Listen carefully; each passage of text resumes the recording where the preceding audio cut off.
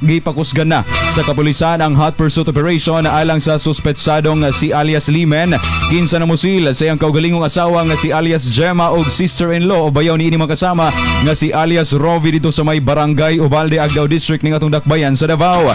Gibutyag ni alias Dodong kabanay sa mga biktima atol sa paghinabi sa DXDC nga dunay panaglalay sa duwa ka magtiayon kinsa dugay na nilang nabantayan.